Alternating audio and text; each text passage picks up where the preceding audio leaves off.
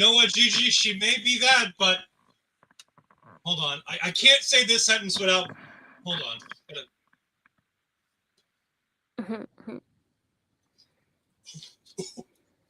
Okay, then.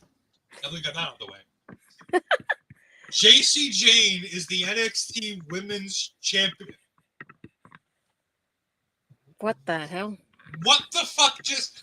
Sorry, Cultaholic. I don't mean to steal this from you, but what the fuck just happened? Don't know. Astrid, I need answers. What the fuck just happened? I'm guessing based on the show tonight that Stephanie and Ricky are getting called up. I mean, maybe. Jacy is the NXT. Hold on. Haterade wasn't strong enough for this episode. Jayne is the NXT Women's Champion. What? Yeah, what was this show? Hello, noob. Thank you for joining us. You're going to get us on an interesting night here.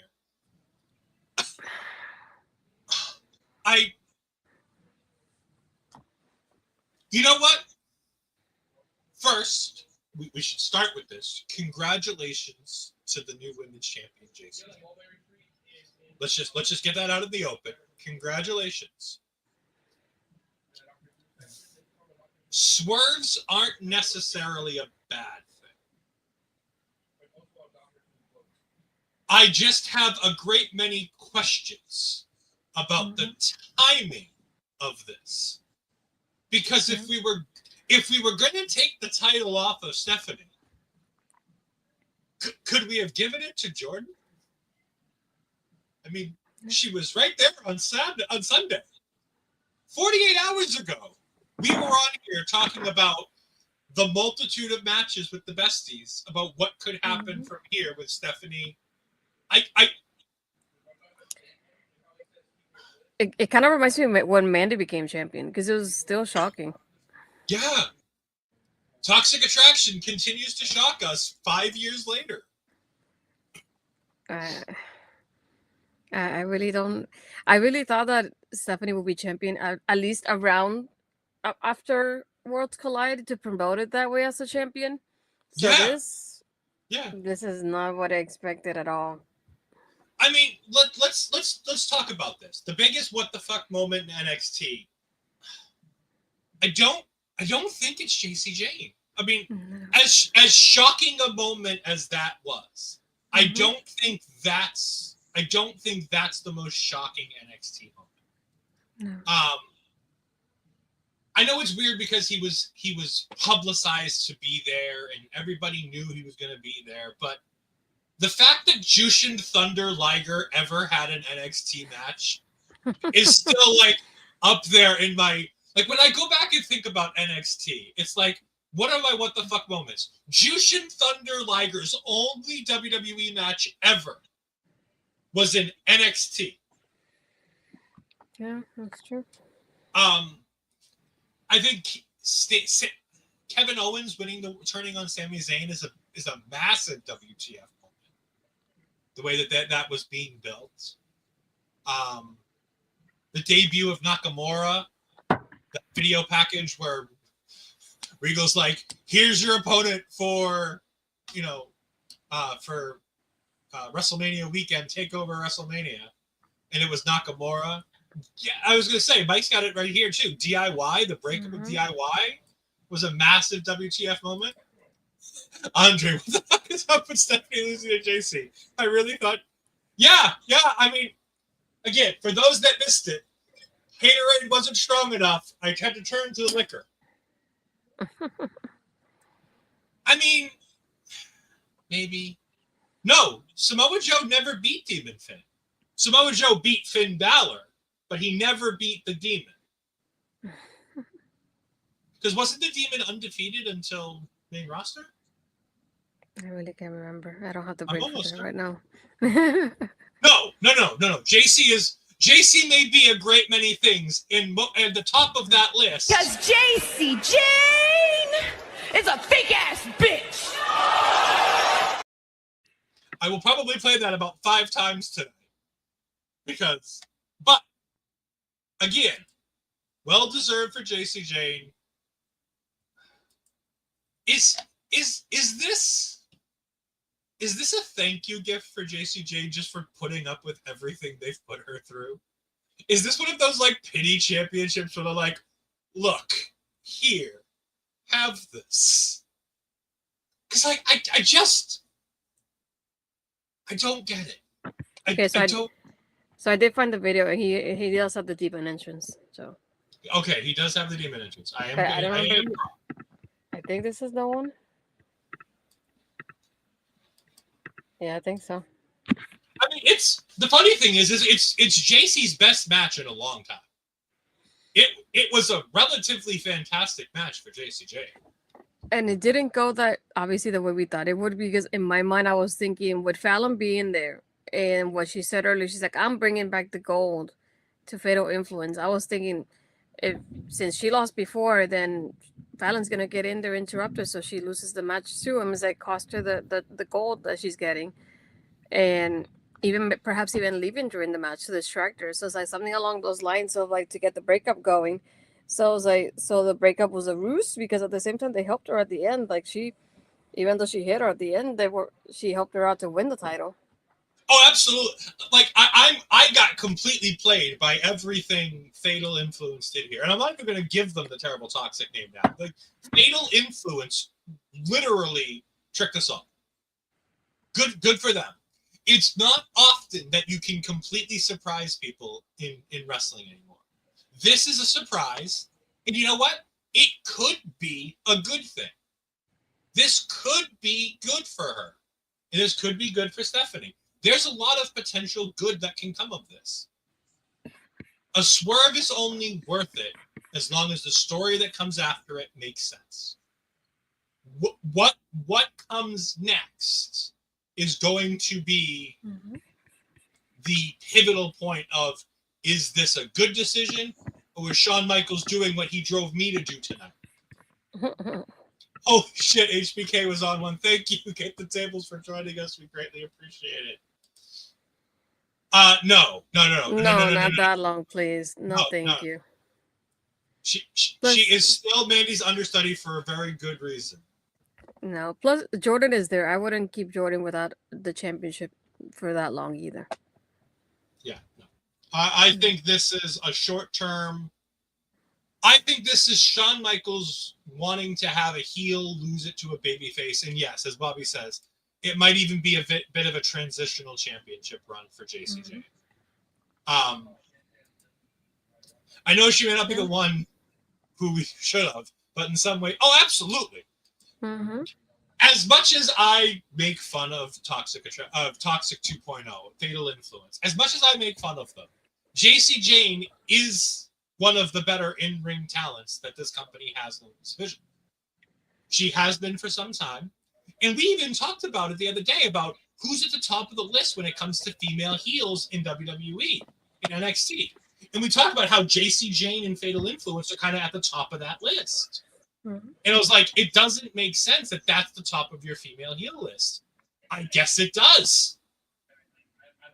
And now Jacy Jayne can pass it on to Jordynne Grace. And then we can figure everything else out later. Yeah. Mike the Ref coming back in. It might not, this might be a set up a match for Evolution. That's true.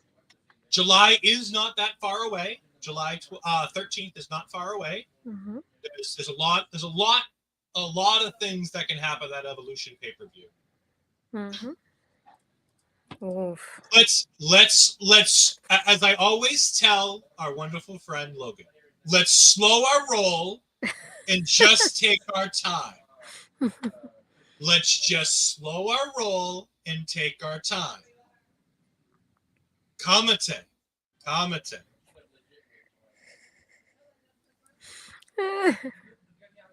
This wasn't the only what the fuck title change we had tonight, because we started the show with one of those.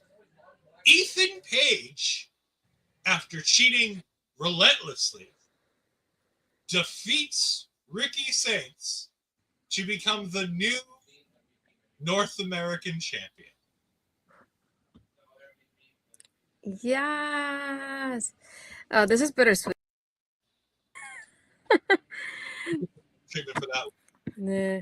No, so this is bittersweet though, just because I like Ricky, and I wanted to see more from him, with this reign, and it was shocking to still see Ethan win, and to have. I enjoyed the match because that spear like he did to the commentary table, with like all the cables everywhere. The way that Vic was basically sitting on the barricade at that point because he was trying to jump over. He was hugging Corey Graves. That was fantastic. I adored that. It was funny, and even that like cutter that he did on the chair, like that looked nasty to begin with, and just seeing that I was like, wow, this is already gonna be like a huge opener already as it is, and again, this is something unexpected, seeing not only Ethan winning but also setting up the match Worlds Collide so fast. Yeah, I'm just trying to pull something up, but just sensational to have. Fuck the Canadians. At this point, just fuck the Canadians.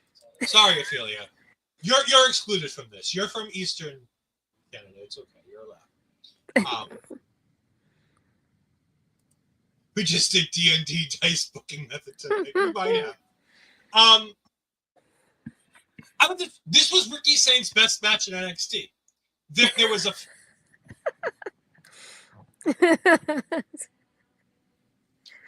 I'm just saying that's what he said. I didn't agree with that, just so you know.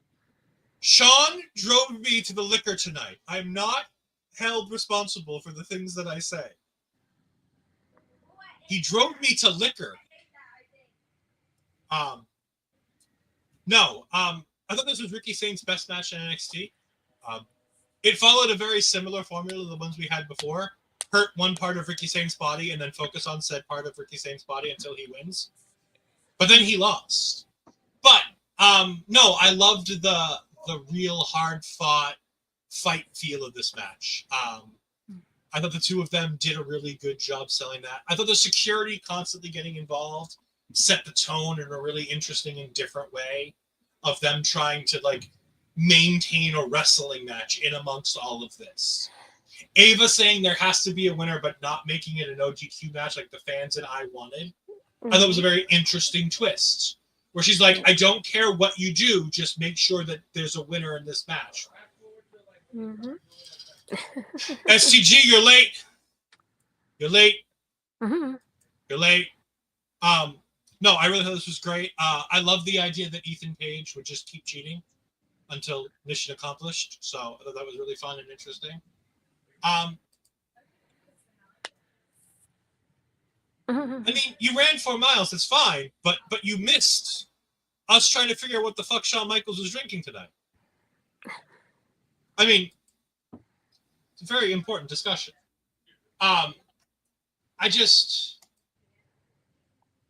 It seems like a lot of titles changing hands for seemingly no reason. He's already in the chat, and this was his first message. So, to set the bar, this is the defense that HBK is getting from Get the Tables today. No. Haterade wasn't strong enough, Ophelia. I had to go to the liquor.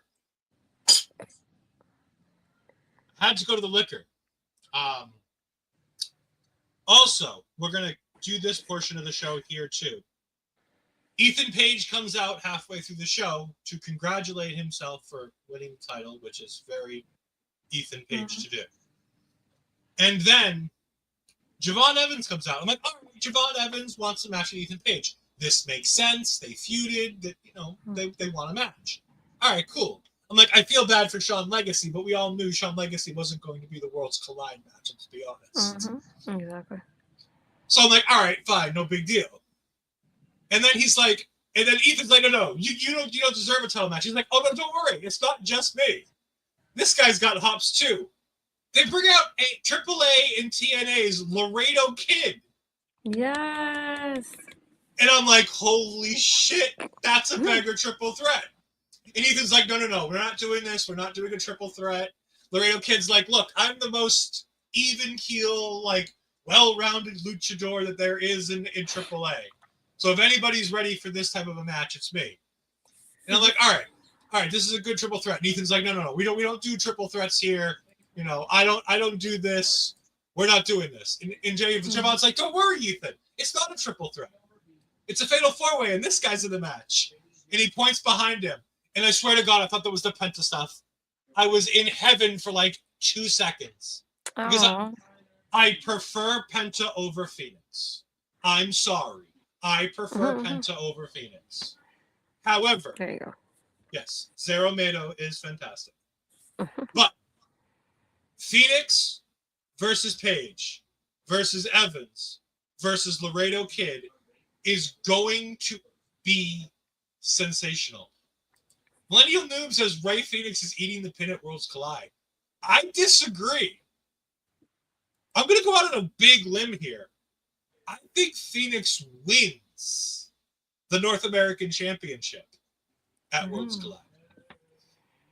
I think it would be interesting to put that on him, as he doesn't really have anything to do on SmackDown right now, heading into Money in the Bank.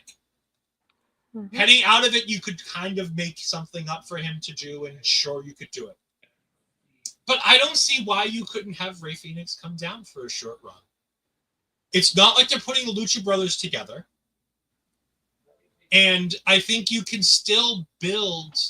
You can have him on NXT as the North American champion, and still have him building a feud with Santos Escobar and Legado del Fantasma, as much as that starts to crumble on Friday nights. You can do both of those things at the same time. Being on NXT would not stop him from doing that. So if I were to ask right now, I would totally go with, I think Ray Phoenix not only doesn't eat the pin, I think he's the one who gets the win. I think if anybody, Javon Evans, I think, eats this pin. Logan, hello, Shawn Michaels rushed a lot of the storylines and matches lately, and now Julia's already on the SmackDown roster. It all moves so fast, but honestly, I'm okay with Stephanie. No! I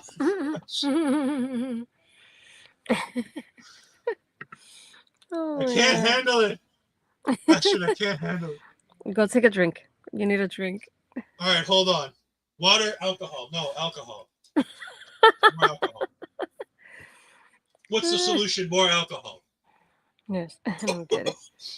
Oh God, tomorrow morning's gonna fucking suck. I'm a very, very, very social drinker, and I haven't had alcohol in like 2 years, so this is gonna be interesting. God. And Haterade Extreme. I don't know what you call it, but it tastes good and it burns. For those wondering, it is indeed whiskey. Like it's the good stuff. Yeah, I'm in for a night. I'm in for a night. I am certainly in for a night. As if this wasn't the only things we need to talk about. TNA's. Now he calls himself the Standard Bearer. I want to get this right.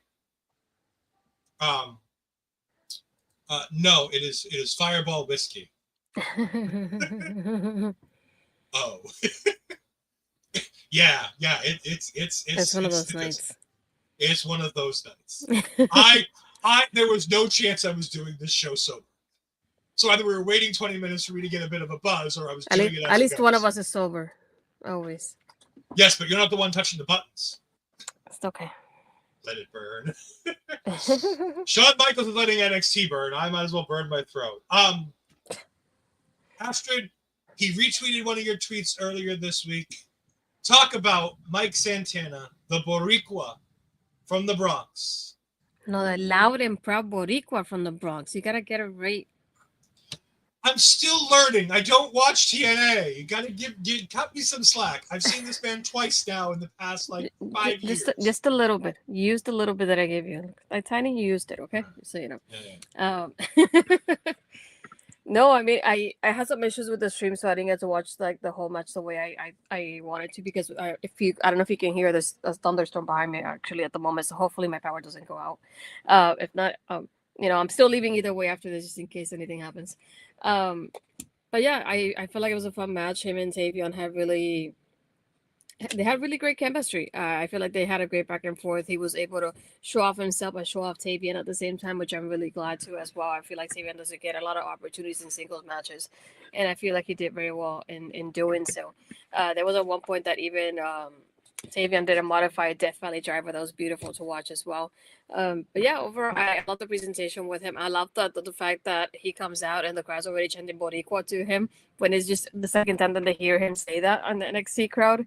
And even throughout, but later on, I figure we'll talk about it now, where he interrupts Trick as well. It's another moment that the crowd starts chanting with him. They go from chanting about Trick to chanting about Boricua right in the same promo. It's like the way this crowd just flip-flops with people around. It's just amazing to watch. But no, like I said it before, I'm very happy for him. Very happy that this is that representation that I get. So very happy to see Santana on my screen in NXT. And Santino came up on screen a little bit. Yes, wepa. Then after the promo with Trick, Santino came up on screen and announced that the match will be on for next week. But it just feels a little bit too soon. Yeah. I want to talk about Tavion Heights a bit here. I thought Tavion Heights had a really good performance against Mike Santana. I thought there was really interesting chemistry here for two guys that haven't really ever worked against each other, because Tavion Heights is essentially a WWE reclamation project from the ground up. Santana's been working in other companies the entire time. So unless they put this match together in the last few weeks at the PC, while Santana's been doing shots with TNA, then this was a pretty much spur of the moment match. And I thought Tavion really held his own against a long time pro. Like, people forget how long Mike Santana's been in this game, because this is his first singles run. But, well, it's his first successful singles run. Well, we'll forget about that other singles run he did in another company for a little while. But no, between the work he did with Pride and Powerful, the work he did in TNA as the original LAX before they turned to Pride and Powerful, like all that stuff. Mike Santana's been a tag team guy for a long, long time. And so this is new. Hello, Millie. You've missed a lot. So please, at the end of the show, please go back to the beginning and watch the beginning, because I need your thoughts on Twitter for the beginning of this show. No, I thought this was a great match. I thought it was a really good showing for Mike Santana. The promo with Trick I thought was really good and interesting between the two of them. I feel like Mike did. Well, I'm glad you've been watching. Thank you. I feel like Mike Santana kind of got the better of Trick Williams in this. Trick felt very generic, cliched heel throughout this entire promo. It felt very cut and paste. I'm a heel. I say, woo-hoo, yada, yada. Trick is known for a catchy line or a great jab. And in this, there was really nothing. I mean, hell, we call the No Quarter Catch crew the Candy Crew because of Trick Williams. Because he used to call Charlie Dempsey Charlie in the Chocolate Factory. Because he had the Oompa Loompa Damon Kemp. Like, there are reasons why we call them the Candy Crew to this day, and it's because of Trick Williams. I don't want to say it was awkward, but it wasn't really a great Trick Williams promo. And I don't know if that's Trick coming down to Santana's level, because I don't know how great Santana is on the mic. Because if I remember correctly, I've had 3 shots plus. It's been a long time since I've watched them. I don't believe that he was the one cutting the promos for the most part as part of LAX/Pride and Powerful. I think that was more. I think it was wasn't it Conan at one point too? Well, in the very early days, it was Conan, but they didn't have Conan in AEW, and I don't believe Santana cut the majority of the promos in AEW. It was more collaborative between him and Ortiz. It was like a back and forth. It wasn't always like 100% Santana or 100% Ortiz either. And Ortiz was always the flashier of the two to begin with. Like, even when we go back to TNA in the early days, I mean, Ortiz was always the flashy, talky one of the group. Not me losing it for her. Maybe it was that. But again, this is NXT, so you would figure that the promo would have been done in a way that would suit the WWE talent. Because Mike Santana, if he's on our programming, and I say ours because it's NXT. If he's on NXT programming, you should fit the promo to the NXT talent, and the TNA talent should work to that stylistic effect, not so much the other way around. When Trick goes to TNA and starts cutting these promos on Thursday nights on TNA, he should work to the TNA style, whatever that might be. Whether that's cliff notes, whether that's bullet points, whether that's a fully scripted promo, he should work to that style.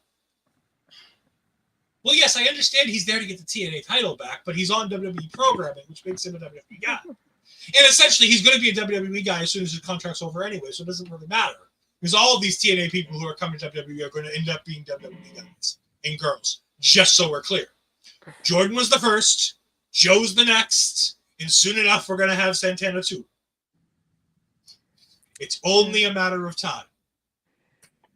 I think it's also incredible when you think about it, how well the crowd cheers for these people. And I think it also helps being that not always, but TNA was stationed in Orlando for quite a while for some points. So to see other people, it kind of happened the same way with like AJ Styles when he debuted in the Rumble happening in Orlando. It's like Vince McMahon wasn't sure he would get a reaction, but being in Orlando, of course, he's going to get a reaction because he was here so often with TNA. And I feel like that's one thing that really does help in that aspect of it too.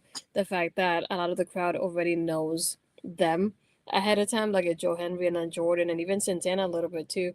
But I love the fact that even then, even though the crowd itself there might know him, I like the fact that they give us a promo of like giving us a background into him before he even starts his match and before he goes against Trick later in the promo.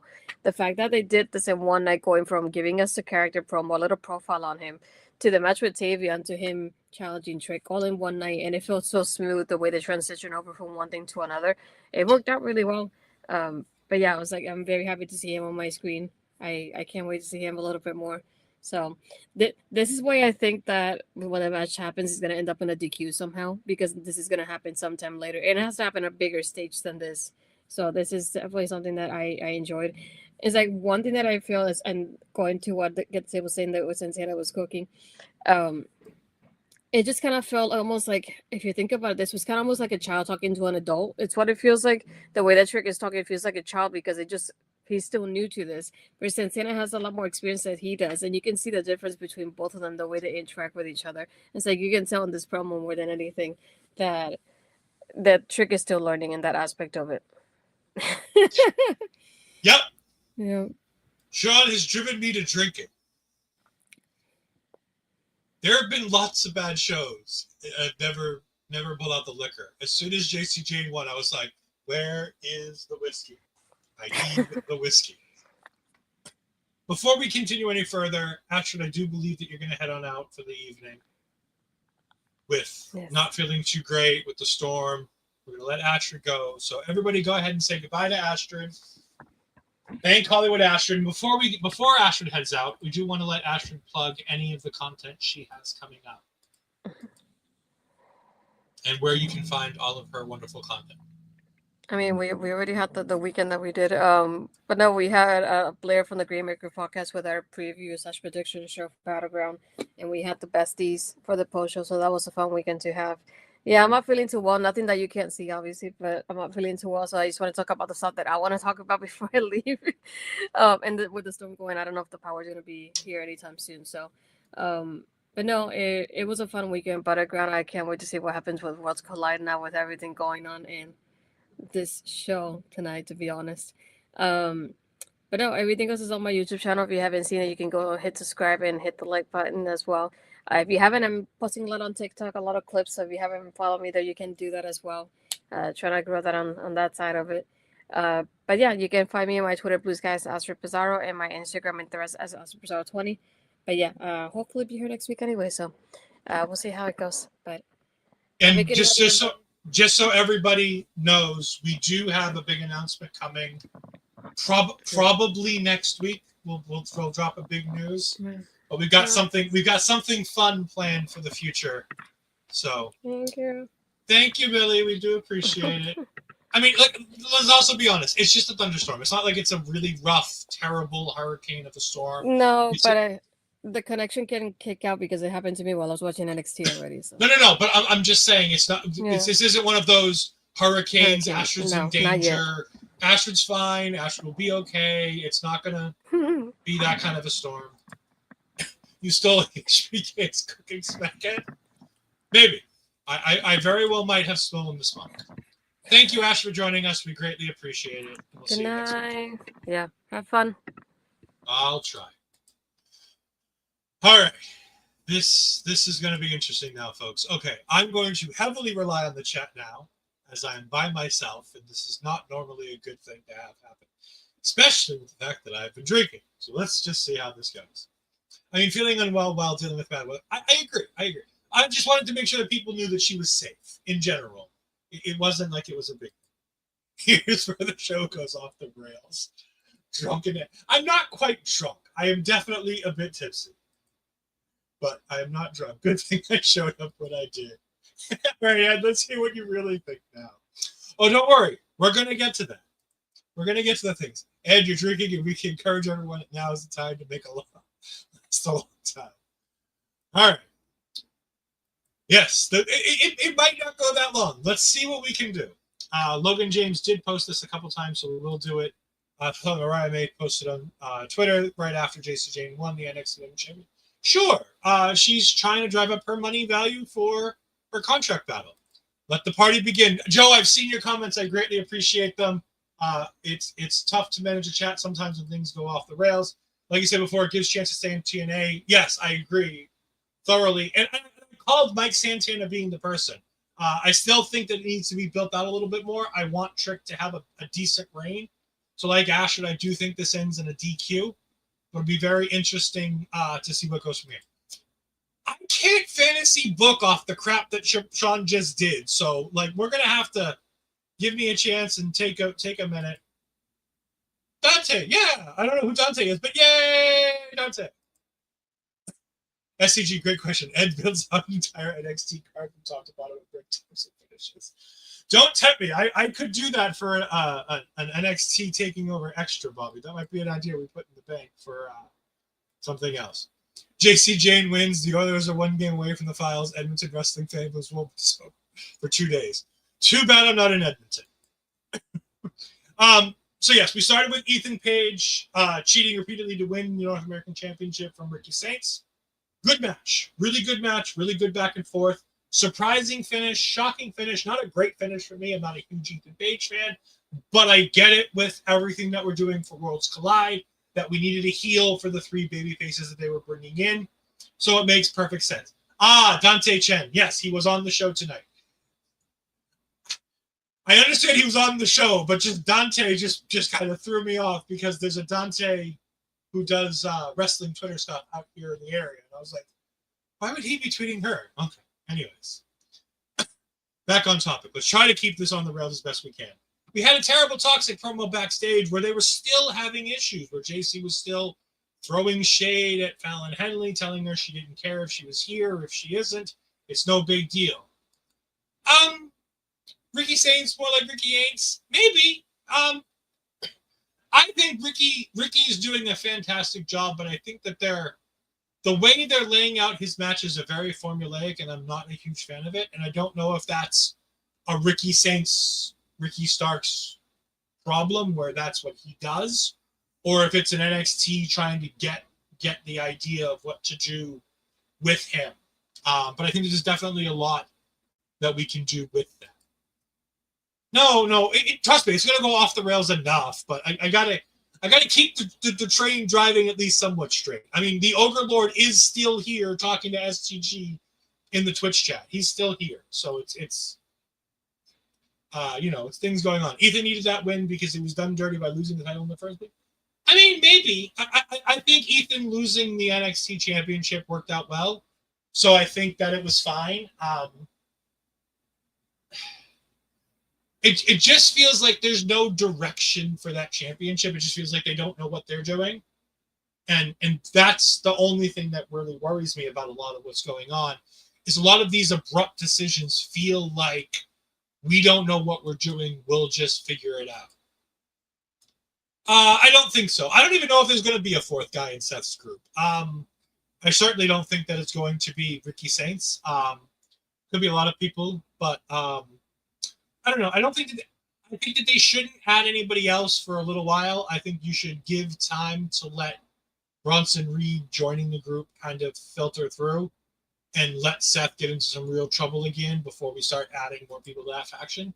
But it's not a bad idea to add another guy. That was a Starks thing too. It was annoying. All right, so it's a Ricky Starks thing. This is how he works. This is how he wrestles. You know, like I said, with the Performance Center, he'll be able to grow. He'll be able to get a different style of tutelage from the time that he had in AEW.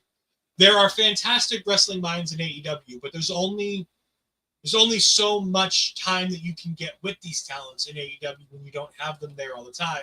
Whereas with an NXT, you have that Performance Center. You can kind of get them there and do the thing and have them working with people so that you can develop a new style, and hopefully Ricky can continue to change the way the course goes.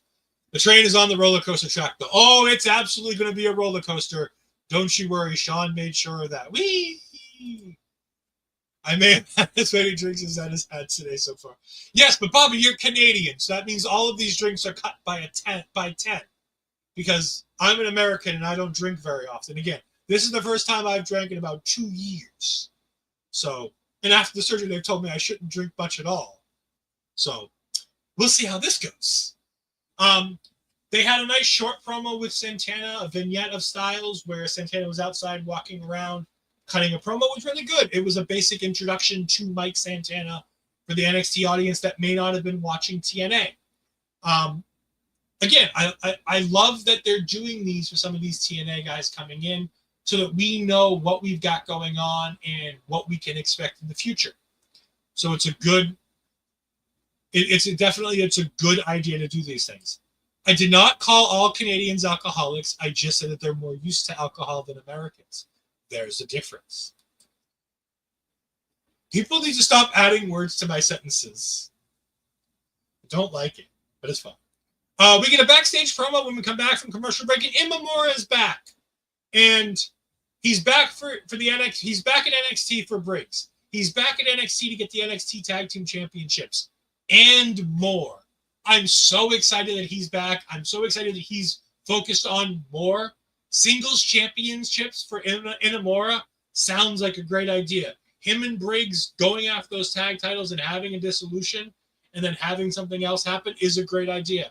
Having him back here was great because we really enjoyed his time here. So for him to be able to come back and do this, and Noah allowing it, great things for Noah to allow him to come here and continue to work in NXT. It's going to be great. I have been to a Golden Corral once, so I'm not used to the portion size of American food. Yeah, American food is indeed highly portioned. Canadians drink with friends, so it never becomes a problem. This is very true. I represent that comment, sir. Mike, it is what it is. If you see yourself in it, you see yourself in it. If not, Millie's happy to see Imamura back too. Yeah, I thought his return was fun at the pay-per-view, but I thought it was kind of lackluster to just have him return like that. It just felt kind of like, oh, okay, cool. But again, we've got a lot to talk about when it comes to Imamura in the future. And plus, anybody to take those tag team titles off of Hank Tank is welcomed in my book. Don't you worry. We get Santana versus Tavion Heights here. Santana getting an entrance, which I thought was important. That the NXT WWE audience gets to witness what a Mike Santana entrance looks like. I think all of these crossover talents should have a big entrance to themselves to show us who they are, because in wrestling, an entrance can be so much of your personality. The first glimpse we see of you and what your personality could be in the wrestling ring is based off of an entrance. So I really enjoy people who have a good entrance or have an enthusiastic entrance. And I thought having Santana have one here was great.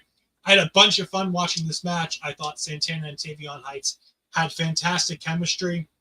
And yeah, I agree with Billy. This might have been my match of the night on the show because everything else is just so fucking confusing. That this was the one thing on the show that fucking made sense. Like I said in the review show, I thought that they had that match so we can come back. Yeah, maybe. That's very possible why that match was planned in the first place. And absolutely, Puppy. Hashtag anybody but Hang Tang.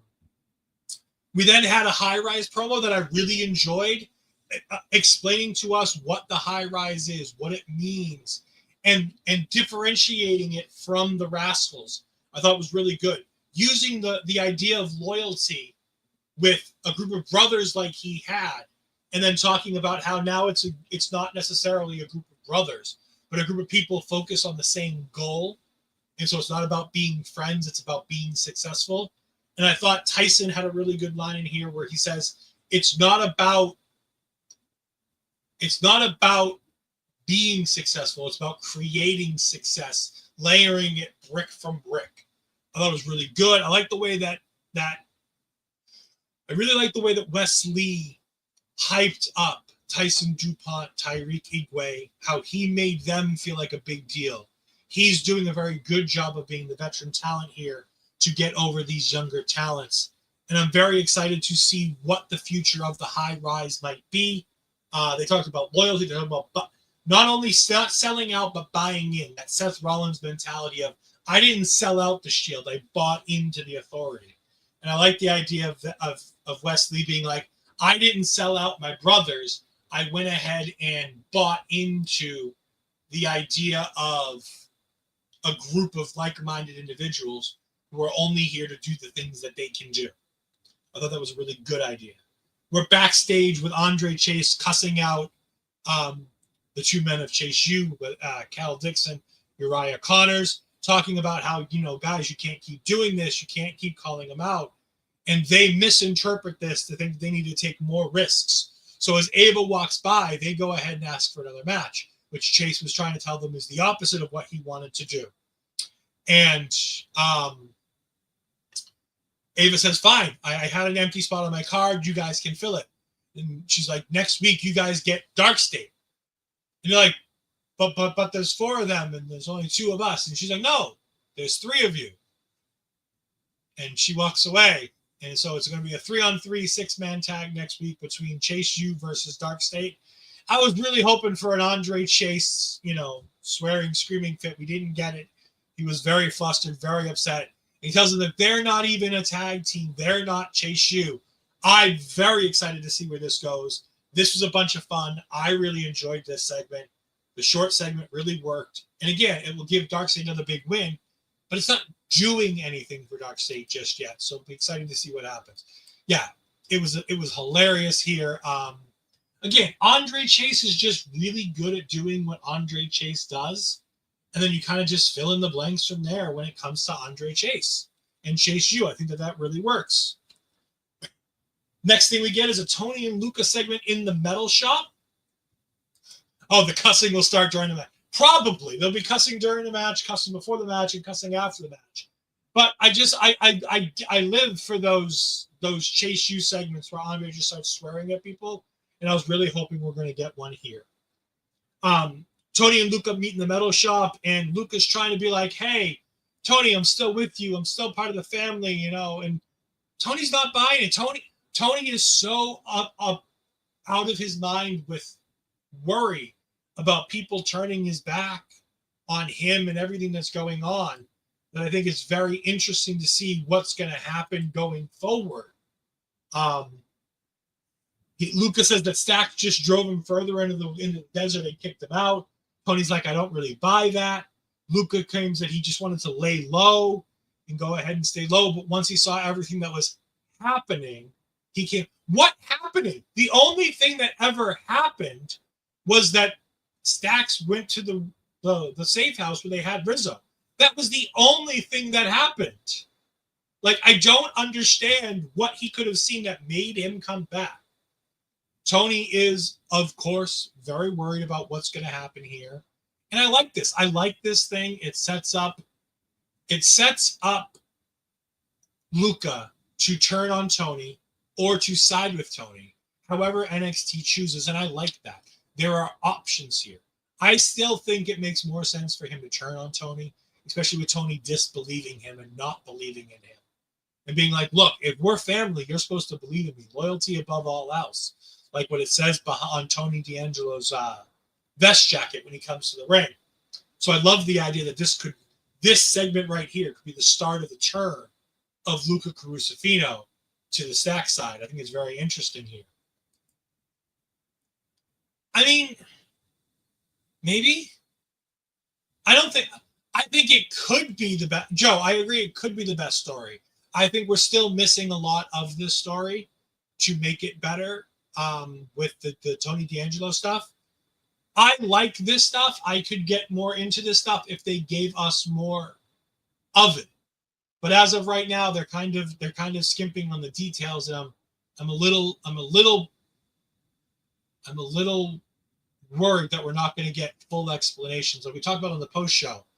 If Stack's whole reason is that I want to be the big boss, I want to be in the big chair, then that should have been made clear in weekly promos going into this. I feel like we're still missing the motivations that Stacks has in terms of his turn on Tony D'Angelo, where he's going, what he wants. We still really haven't gotten a lot of that in depth, and we should be being beaten over the head with why Stacks is doing this, and we just really haven't. And I'm a bit disappointed, but at the same time, I think it can be good. This is where we had the Hollywood Trick promo where Mike Santana came out. I thought there were some good things that Trick said here. I'm turning my back on the people because the people turn their back on me. I like that idea of Trick trying to become a heel because of the fact that he can't stand the way the baby faces have turned this crowd against him at times with Joe Hendry, with Obafemi, with Javon Evans. The fact that these baby faces have turned Trick into a quasi-heel in this crash-out Trick is a really interesting way of doing it. I thought that was really interesting. He says that TNA now stands for Trick NA, which is kind of cheesy, but I guess it makes sense. He also claimed that he is the line between NXT and TNA, which I think is a lot more real than we're going to want to give him credit for, because I think that that's a true statement. I think that there's a lot to that about him being the line in the sand between NXT and TNA. And I think going forward, that could be a very interesting thing. Santana did come out and he says that TNA has been gaining momentum day after day, which they have, especially after this partnership came about. They've really been going ahead and making it make sense. And this partnership feels like a true partnership. TNA is gaining a lot out of this. NXT and WWE are gaining a lot out of this. And at the end of the day, I think that both companies come out better. We're seeing more people at TNA shows than we have in years with the partnership. We're seeing more people recognize these TNA stars. And the fact that they're coming over and being recognized, and as Astrid said, getting over so quickly. A Mike Santana getting over would never have gotten over this quickly had it not been for this partnership, where some of this fan base is definitely focusing on what's going on in TNA, even just a little bit. Even minor migrations of fan bases from NXT to TNA can make great strides, especially with the way that TNA has their deals out. So I think that there's a lot to that. Mike Santana's best thing, though, he calls Trick a pretender, a pretend fighter, a pretend rapper, and a pretend-ass champion. Love that. Thought that was great. It really set the sights on what's going to be happening here. This is where we get Santino saying that he's talked to Ava, and next week Santana versus Trick for the TNA World Championship will be happening. I like this. It's going to be interesting. I'm interested to see how they do this, and I pray that Santana doesn't win this title next week. I think Trick needs a semi-long reign. And by semi-long, I mean a few months, get into the summer with Trick as champion before we do anything with it.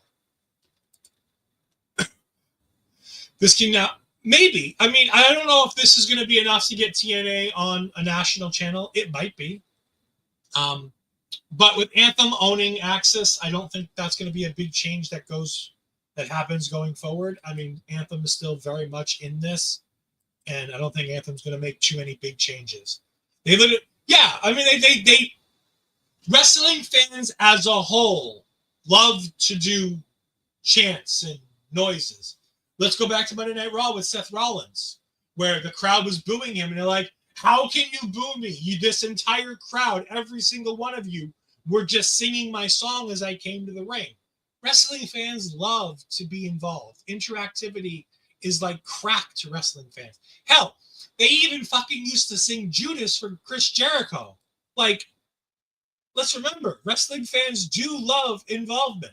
Cody Rhodes, Chris Jericho, Whoop That Trick, Seth Rollins, singing Seth Rollins themes. Wrestling fans love to be interactive. Kurt Angle, the "You Suck" chants. Let's go Cena. Cena sucks as Cena comes to the ring. For the life of wrestling, there are always points where fans love to be involved. And anytime they can be interactive, they're a part of it. So that's absolutely one of it. Oh, yes, just ask Jericho. Absolutely. Mel, thank you for joining us. I greatly appreciate you. I say us. You're joining us, in the collective us, the royal us in the chat. Ashley is unfortunately not feeling well, plus there's a storm in the area. So Ashley stayed for the beginning of the show and she left. But hopefully you stick around because I do love when Mel's here in the chat talking to us. We're fickle and we love crowd participation. Yes, we are indeed fickle. Daniel Bryan did tell us this. So, it is what it is. Before we go on any further, I do want to go ahead and tell you what Olay has coming up in the near future. But instead of just telling you, I'm going to show you. So here's the calendar. For those of you on Twitch, there might be an ad break. I don't know. But we're going to go ahead and play the weekly calendar, and we'll be back in just a minute. Never gonna stop, never gonna change, never gonna do the things you say. I run my own way to get there. Fools are calling that I don't seem to care. In the air, no more crowd, just the opposite kind of few clouds. So tell me this time is coming for the sake of all your lies. Why don't you try to be wise? Know that I need you anyway.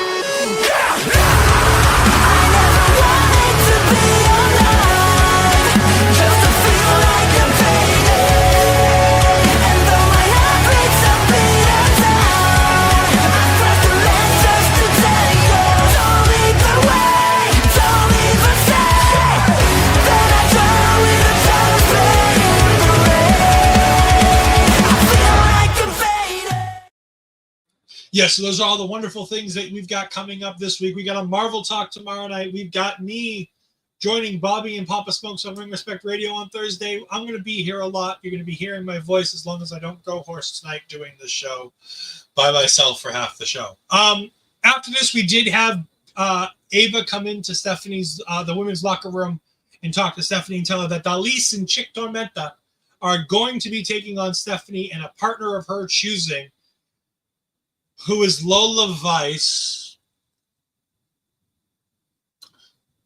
for the Worlds Collide pay-per-view on the 7th. This instantly made me want to cheer for Dalise y Chick Tormenta. So hopefully they get a big win and Stephanie gets another loss. In the record book says I cannot root. No justice for Lola. Bad Lola. Bye-bye Lola. I'm rooting for the AAA ladies here. Drink. All right, fine.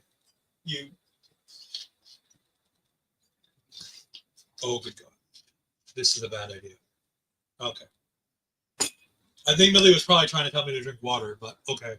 I'll drink liquor instead. We then had Tatum Paxley taking on Jaida Parker. And for that, I need a different banner. This is the banner I need for this one. I thought this was a really fun match. I really enjoyed this match. I thought Jaida Parker really suited Tatum Paxley's style here.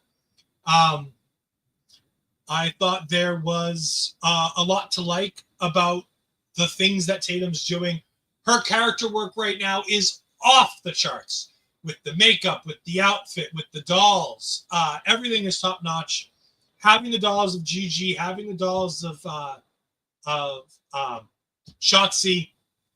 There was a third doll that I don't remember, and I think it was Lyra. I think it was a Lyra doll that was there as well. So just sensational work for her. And Jaida, I thought this was such an interesting way to do this. And I know people will say, oh, it's cliche, it's dumb, it makes no sense. But I love the character elements of this with Tatum, that she goes outside and gets the Gigi Dolan doll and throws it in the ring, which distracts Tatum as she goes to get the doll, which gives Jaida time to get back in the ring and hit Hypnotic for the win. I thought this was sensational. I thought this was great. I'm very excited to see what this goes. And yes, Tatum's losing a lot here. But as long as you're getting over, it doesn't matter if you go over. Bully Ray mentions that all the time on Busted Open, and I really think it makes a lot of sense here, that I think it does a lot for Tatum in the story they're telling for Tatum, for her to continue to spiral down this way and to have things like this happen. Justice for Tatum, absolutely. Phenomenal. She is phenomenal. Okay, I was supposed to drink alcohol. Good to know. And it was indeed a great finish. Marvel Talk with a side hangover. Maybe. I'm going to hope I'm not that hungover, but we'll have to wait and see how that goes. We then got a Jasper Troy vignette, a very short Jasper Troy vignette, talking to us about who he is and what he did and what we got coming. And then Jasper Troy defeated Dante Chen. Dante Chen, the new Tyler Breeze, the new Cassius Ohno of the... There's another name here, the TVD, that was a gatekeeper of NXT as well, where it was the person who would work with all the new talent coming up and in and really give them an opportunity to shine. So I'm very excited to see Dante Chen having that role here, because I think Dante Chen has a lot of talent. And I think that was interesting the way they were putting him over on commentary with his ring style, but also taking shots at him for not having that killer instinct, which I kind of agree with, because that's the kind of way a babyface is that they typically don't have that killer instinct that a heel is going to have. And I thought Jasper Troy looked very good here. He's also very minimal in his moveset because he's very young and inexperienced. But I think that it was a good showing for him with a guy who knew what to do and really go ahead and put Jasper Troy on the notice block. You know, people are going to notice him. After the match, we had Obafemi come out and say that, I hope you enjoyed your 5 seconds of fame because you got my attention. I understand what you did. I get it. But I'm giving you the respect that you didn't give me by being up here and not just attacking you from behind and taking you out. Because I could have done that if I wanted to, but I didn't. But remember, those 5 seconds are over now, because now that you have my attention, I'm going to destroy you. Absolutely fantastic work here by Obafemi.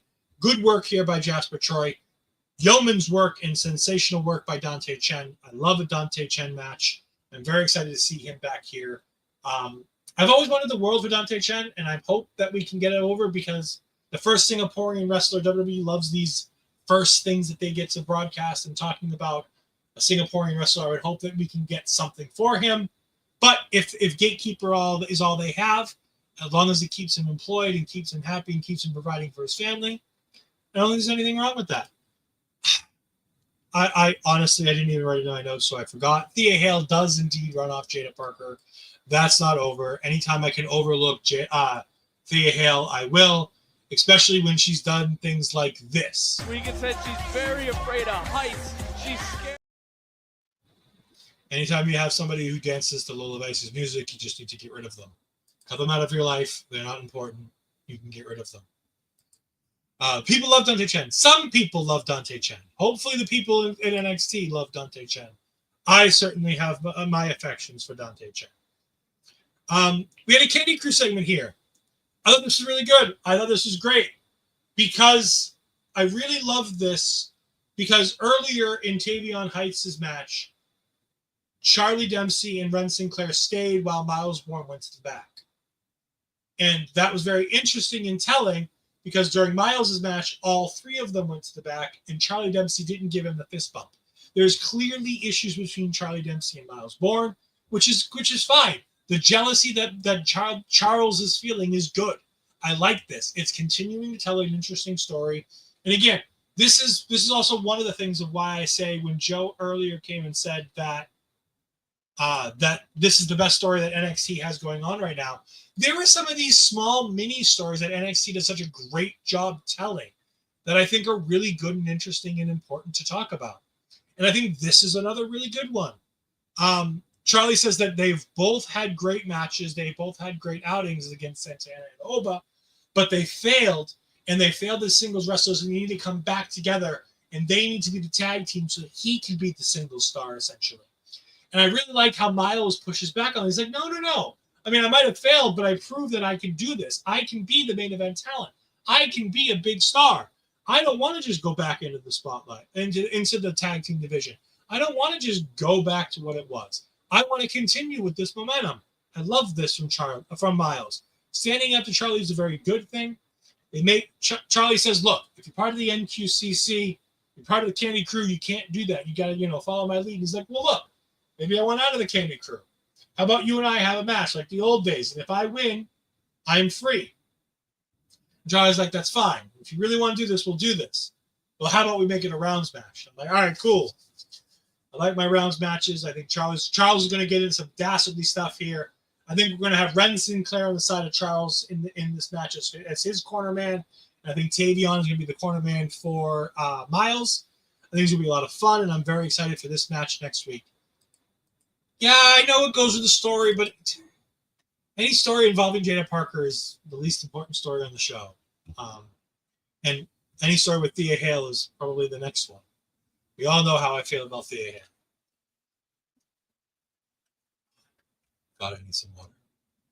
All right, we move on. This is where we had the Ethan Page segment where he came out to celebrate his championship before being interrupted by Javon Evans. And this is where we get the Fatal 4-Way made for Worlds Collide. And again, for those that missed it, I'm very excited for this match. I think this is going to be a banger of a match.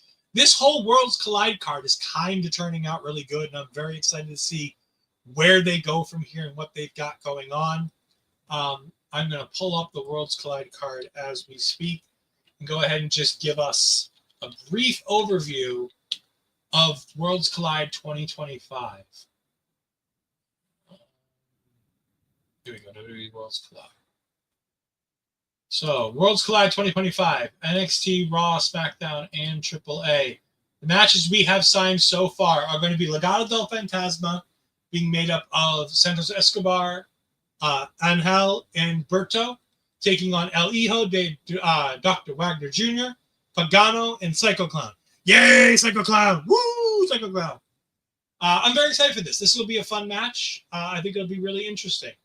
We have the triple threat match that we just talked, the Fatal 4-Way we just talked about. Ethan Page, Javon Evans, Laredo Kid, and Rey Fenix for the NXT North American Championship. A lot of good stuff going on there. Stephanie Vaquer and Lola Vice will be taking on Chick Tormenta and Dalise. Again, I think that'll be interesting. I would have been much better if it didn't have Lola Vice in it, but Lola Vice is there, so we're going to have her in the match. It's fine. Go Chick Tormenta and Dalise. And then Chad Gable, not in his luchador form of El Grande Americano, will be taking on El Hijo de Vikingo. And this is the interesting one. WWE is advertising this for the AAA Mega Champion.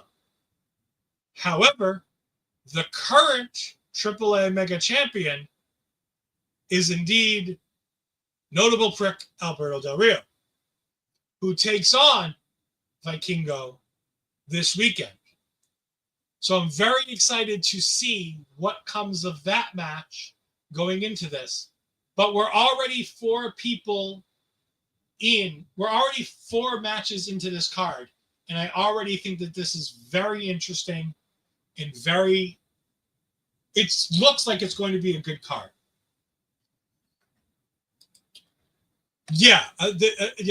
According to Dave Meltzer, take with grain of salt, the Mega Championship graphic was supposed to be region locked so that only those of us around the world could see it. And WWE apparently thinks Twitter is region locked. We'll see. AAA's got a lot of good talent going on. I won't sit here and say that I know all of these talent. I won't sit here and say that I understand what's going on and I'm thoroughly knowing of all of them. Vikingo, I know, is a gift machine. I've seen some of his work in TNA. I know he's done work, I believe, in AEW as well. I know very little about Chick Tormenta and Dalis, but they're taking on Lola Vice, so I'm instantly cheering for them. The child of Dr. Wagner, Pagano, and Psycho Clown. I love the Clown faction as a theory. I've not watched a lot of their matches, but I know that the Clowns are very interesting and very exciting. So I'm hoping that we get some fun from the Clown faction here of Pagano and Psycho Clown. I think there's a lot of fun to be had there. So Worlds Collide is going to be an interesting one. We will be covering that as a taking over event. So make sure that Money in the Bank weekend, make sure you're here with us as we go ahead on that day and we cover that show. We are also going to be covering the Great American Bash. We've got news about a preview show and a post show for that. Mel Ball Collins coming in and helping us out. I greatly appreciate that. El Hijo de Dr. Wagner is amazing. I was going to say, I thought he'd done some work in Japan as well as Mexico. So it'll be very interesting to see what's coming there. I don't know a lot. I'm mostly focused. Yeah, exactly. I mostly focus on WWE. I branch out a little bit here and there with some people for some different promotions. But that's the great thing about our local establishment is that we kind of have people who know a lot about everything. Mel Ball Collins does a lot of coverage with Japanese wrestling, and she's got more stuff in the pipeline that she'll be announcing in the near future. Remember that she's got a Get Ready With Me show that she's going to be doing twice a month. That's going to be a wrestling-based fashion Get Ready With Me show that I'm very excited to see how this plays out, because that's not normally the content that I enjoy, but I'm very excited to see how it's going to be and what it's going to be. So I'm very excited to have Mel Ball back in our local establishment family after taking a brief hiatus going on. Hulk watches mostly Japanese wrestling. We did cover a lot of Japanese wrestling, but unfortunately right now we're taking a little bit of a break from that. But if that's the truth, if you do like your Japanese wrestling, this lady, Mel Ball Collins, is the lady to talk to. She covers it. Also, my tag team partner on Marvel Talk, Andre C., watches a lot of Japanese wrestling, so you can always talk to him about things like that too. So there's all kinds of great things that you got coming up. And Mel, we always appreciate every time you're on here. We love having you here, and we're great to have you back after a short break. Getting yourself taken care of, because as we've talked about before, mental health is very important to us, especially at the end of this Mental Health Awareness Month. Remember that if you're struggling with mental health, reach out to somebody, talk to people. It was the point of the Thunderbolts. It's the point of mental health. The most important thing people can do is when you're having a hard time, talk to other people. Try to reach out. There are always people willing to listen. And us here at our local establishment are one of those people. If you want more about mental health and some of our local establishment people's history with mental health, we did just do another For Your Health episode the last couple of weeks ago that you can check out on the YouTube channel in the archives of the live section, where we had Mel Ball Collins, Auntie Collins, Astrid, and Bobby on there talking about their experiences with mental health and things that they can do to get it. So to make it better. So definitely go ahead and check out some of them. It's greatly appreciated. We then have Tatum Paxley in the Millie segment of the night. We had Tatum Paxley backstage trying to figure out what's going on and why everything's turning bad for her. And then Zaruka shows up. Zaruka is here to be friends with Tatum, and it says, look, we get what you're going through. It's tough. We understand. And while you might not see that we have a lot of commonality, we do have some commonality here. We greatly appreciate it. If you want to talk to us, we're here to listen. We're not forcing you to talk to us. If you do, great. If not, you don't have to. But the great thing about this is you had the culling in the background. You had Izzy Dane. You had, what's his name? Brooks Jensen in the background. You could see them. I really love this idea of the culling just kind of looking for these broken souls to go ahead and mentor. And I think Tatum would fit really well in this group. I don't know if I want another woman in that group, but I think she really fits well in that group. So it's very nice. Yes, Millie's babies, Zaruka was on screen together, getting along. Very important. Well, Millie, you always know that you can reach out to me, to Asher, to Bobby, to anybody of our local established family. We're always here to listen. We're always here to help as best we can. But remember that real professionals are the best choice if you're having a tough time.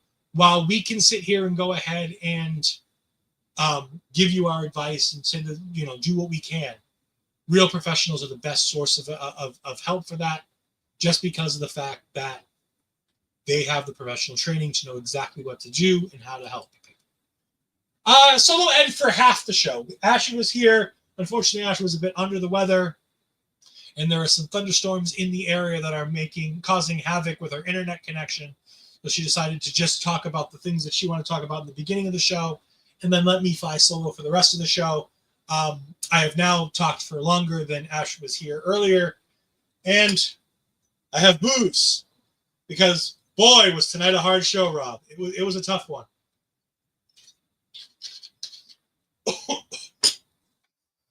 Yes, Ed flying solo is dangerous, especially Ed flying solo with alcohol. Oh, no.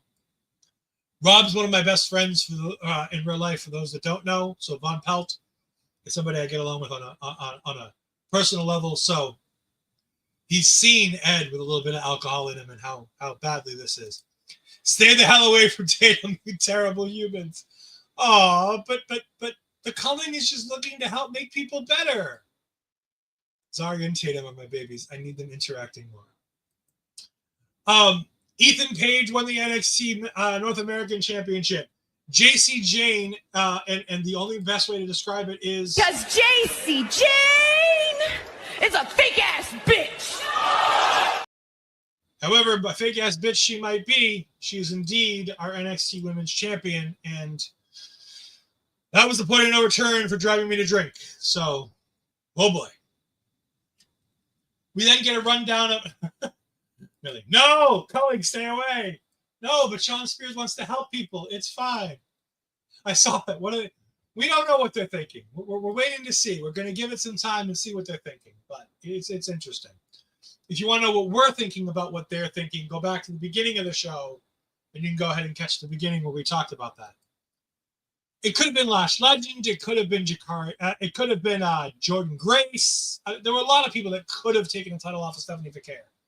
I think that there's a reason why they're doing they're doing Jacy Jayne, and I want to see it play out a little bit more before we see it. But I think there could be a bit of transitional champion energy for Jacy Jayne, bit of a thank you for all her hard work in NXT over these years, because she's been there longer than people remember, and I think it's important to note all the good work that she's done. What the fuck was that? I don't know. The Women's Championship match was indeed something else to behold. And that was the end of NXT. Like I said, I was waiting for your response on this. All right, I will recap what we talked about in the beginning of the show then. I'm intrigued and in shock with the idea that Jacy Jayne is the one to get this championship. I don't want to write this off as a complete, oh my God, this is a terrible decision, because I think that there's some interesting things they could do. Whether it be transitional champion, whether it be that we just got played. So many times in wrestling, they tell storylines and the fans see through it before the story finishes. I like that we got played by Fatal Influence here. That we all thought they were on the verge of breaking up, that we all thought they were on the verge of disintegrating. And at the end of the day, they're stronger than they've ever been. They now have the ultimate prize in the women's division. Jacy Jayne, that fake-ass bitch, is indeed the NXT Women's Champion. And again, well-deserved for Jacy Jayne. She's been a good soldier for a long time, did a lot of hard work, and good for them on going ahead and letting her have this opportunity. I feel like it should have been Jordan. I feel like if you were going to do this, especially if you're going to do this now, you should have done this Sunday with Jordan at the pay-per-view. But I know that you wanted the big moment for Trick Williams at the pay-per-view. So you wanted to have less title changes beforehand so that you could have that big Trick moment. And that be the only thing that we're talking about there.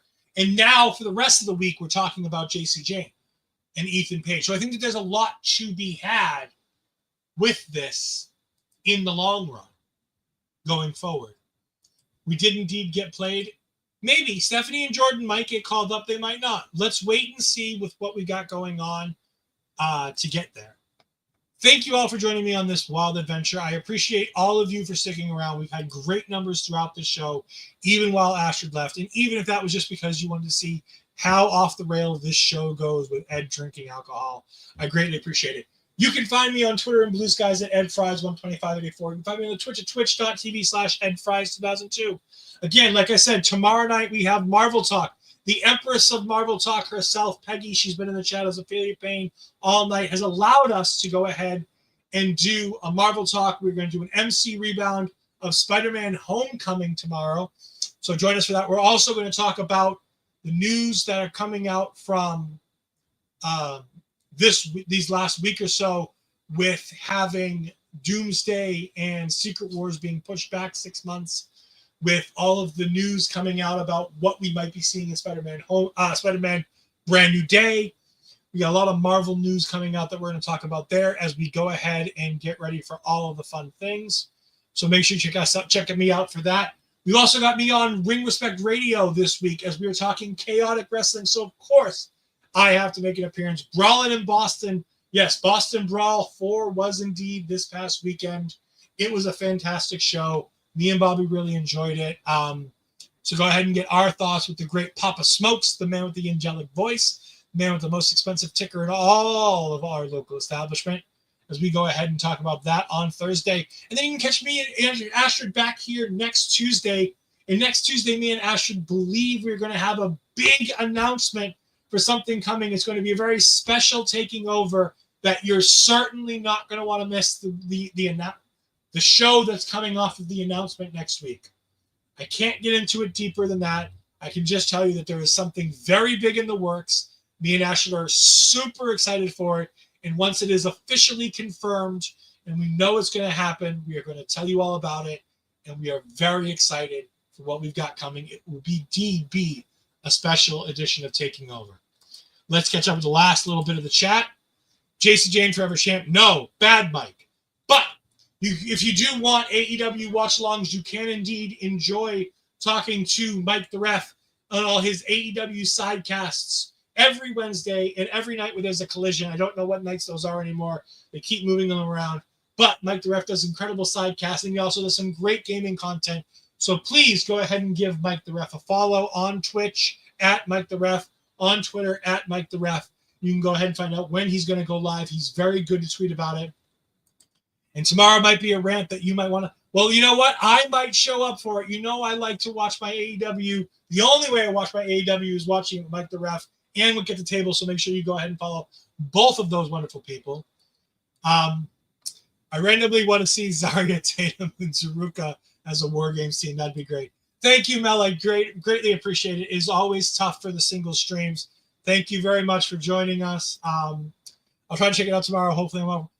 Joe, the great thing about these things is we love to have you in the live chats, but if you can't make a live chat, make sure that you're in the comments section on shows or catch me and Andre C on Twitter. We love to talk to people about these shows after they air, so go ahead and watch them on demand on the YouTube channel.